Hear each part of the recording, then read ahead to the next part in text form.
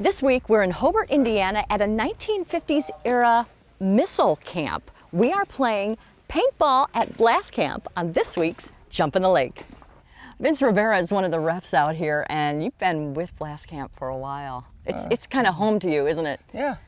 We have really good reffing crew here, really strong So crew. a couple here today to keep we'll us in line? Yeah, well, it's not necessarily that. Here we want you to have fun, we want you to play, but refs shouldn't be a bully on your field. The ref should be the first one to you when you need somebody out there. If you play at any field, and I recommend playing everywhere, not just here, if your referees aren't there for you, let them know about it, because if they don't know they're doing it wrong, they'll never fix it. I know you say play at every field, but Blast Camp is kind of unique. And if you, all you have to do to understand how unique it is just take a look around. These are military facilities, buildings. Yes, this is a historic landmark. Nike Missile Base C-47 was its designation. The C stood for the Chicago land area, if I'm not mistaken. What's cooler than that, playing on a Nike missile base? You kidding me? They're like, yeah, I got a paintball field. Yeah, Virgil's got a missile base. You know? Vince, what's that up there? There's a tall structure. Oh, that was a radar tower. It really makes this facility special that there's so much, not just different venues for play, but there's so much history associated with this place. Yeah. I guess I think that's what makes this so unique, and the fact that it's right here in Northwest Indiana, the ability to actually play on a missile base. Yeah, it's so cool.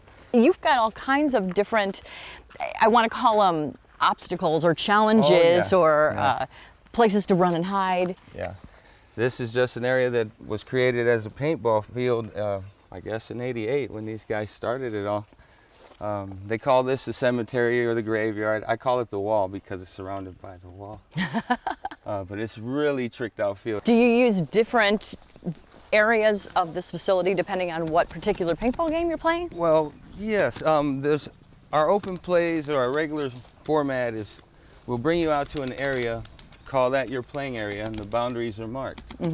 You have to complete an objective. You'll go through it today when you run around with us if you are. And we'll play in this area a couple times. We'll line the teams up over there, one over here, and after that game's over, we'll switch sides and do it again. Let's take a look at some of those historic buildings. So this was barracks? Yes, well, you gotta excuse the appearance. This was the bathroom area for this area, or for this building. We call them 1, 2, and 3 from the net down. These were just where the soldiers would be housed, or, you know, the operation side of it, administrative side of it.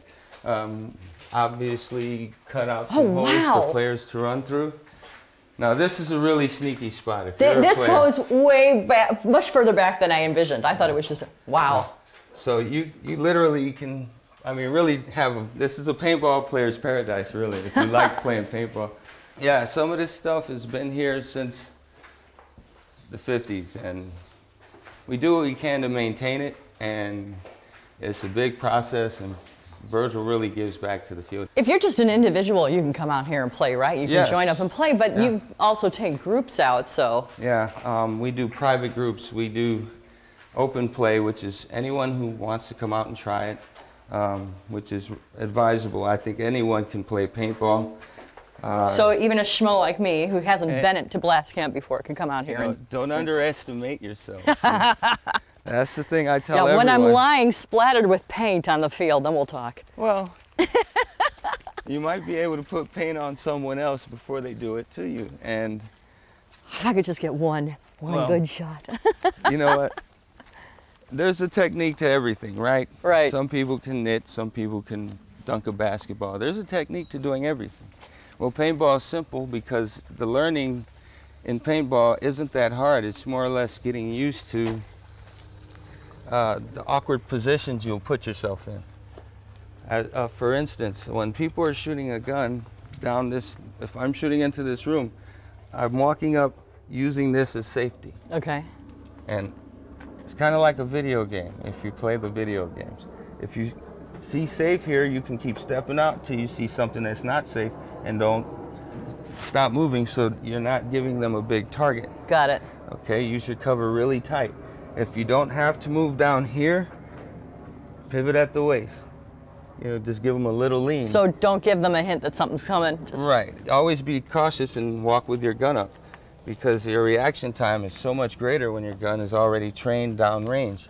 Here we have a lot of regular players that come out, but our open plays are mixed. We don't separate excellent players from beginners, but we do rely on our excellent players to have respect and care for all the other players and let them learn how to play, as opposed to just mowing them down because they know how, you know? And the refs here are good about that. They also believe that, you know, you see a guy playing hard against someone who doesn't seem quite ready or up to that level, we'll let them know, hey, settle down. Truly, at first glance, you don't understand the scope of these buildings, how big they are. Yeah, this one here is just like a death trap. Okay, when you say that, you mean from a paintball standpoint. Right, yeah, no, yes, from a paintball. Please forgive me. Okay, so I'm not going in there. No, if you play in here, I'll show you what makes it a death trap.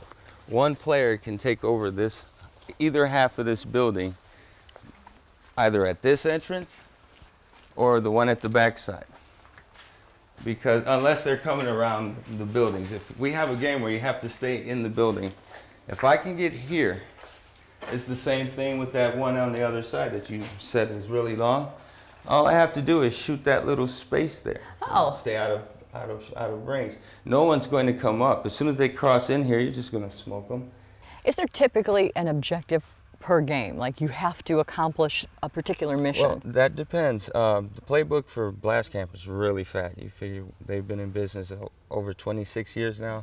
They got a lot of games, but there's basic attack and defend. There's elimination or team deathmatch, like the kids call it, where it's over when one team is annihilated. If you are hit with a paintball, are you done? Well, if it breaks. If it breaks, Yes. okay. So if it breaks on you or something you're carrying, your equipment, you're out. Got if it. it bounces off, you're still in the game. Keep playing paintball. Okay. I like seeing the fear change, or the eyes. The eyes say, see, you don't see my face, but you see my expression, right? That's why I wear clear lens. I see players looking terrified. And after letting go, relaxing, and just, you know, enjoying the game, they're running around like, I have to say, hey, settle down. I mean, they start playing crazy hard because they realize I can do this, you know. And paintball is one of those rare sports where we inflict harm upon one another and no one is mad about it. They'll say, hey, good shot. You know, an honorable player will say, hey, nice stuff, and you just shot me right between the eyes. You know? Thank you so much. It's weird paintball community, but it's awesome people all over the world. And Well, it sounds like you guys just love the game. oh, it's amazing. You really need to see this game. When you experience it for yourself, you're going to find something in it that wakes inside of you. That's how I feel. I hate to sound all cliche or corny. Or, You want to wake up that little paintball monster and let him roar. Yeah, you know. But your basic rental gun, it shoots straight when it's clean. If you don't stop painting the barrel, it will shoot straight up to about 30 yards, I guess. It has a compressed air tank on the back. This is a Ninja reg on it. It lets you know how much pressure is in the tank. This is the type of ammo. It's a gelatin shell that's filled with food-based stuff. It's nothing toxic. And the colored paste on the inside, and it just sticks to you when it hits you and leaves a mark. This is a pod pack, or a small harness that carries two 140 round tubes, so you keep an extra fill or two for your gun. And this is the helmet that you have to wear. Well, we call it a mask. Some people call them helmets. It's a goggle system that protects your face, full face protection. Always look out for each other. Just because that player's on the other team does not mean you gotta hate his guts. You're just playing paintball against him, so always look out for one another like you look out for the people that brought you here, okay? The refs got your back, and we're here for you. Justin, you're on my team. You got the armband. You're an experienced player. What kind of strategy do you generally recommend when you're going into these things?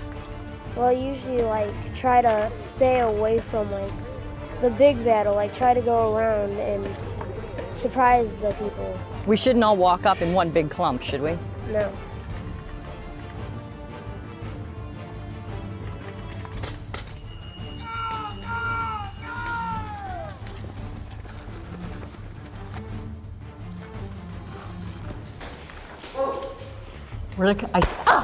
Hit. Out. That was fast. Oh, it was awesome. I was out really fast, but it was fantastic. I mean, the adrenaline rush is huge. I know I look like a huge bug. I look like a giant bug now, don't I? It's a blast. It's Blast Camp.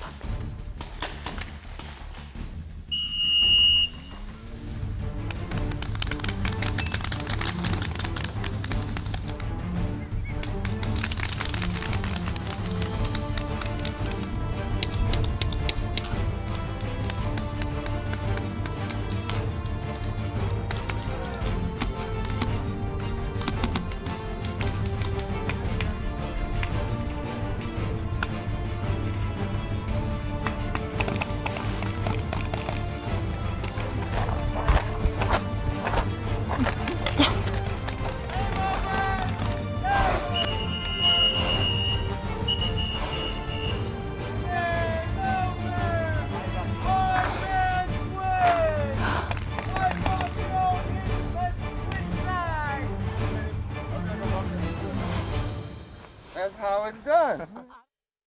We have been playing paintball on a vintage missile base in Hobart, Indiana. We want to thank you so much for joining us here at Blast Camp on this week's Jump in the Lake. So this is the Jump in the Lake crew, and this is the lake. If you know about any fun or unique activities in and around the Lakeshore region, drop us a line. You can reach us at jumpinthelake@lakeshorepublicmedia.org.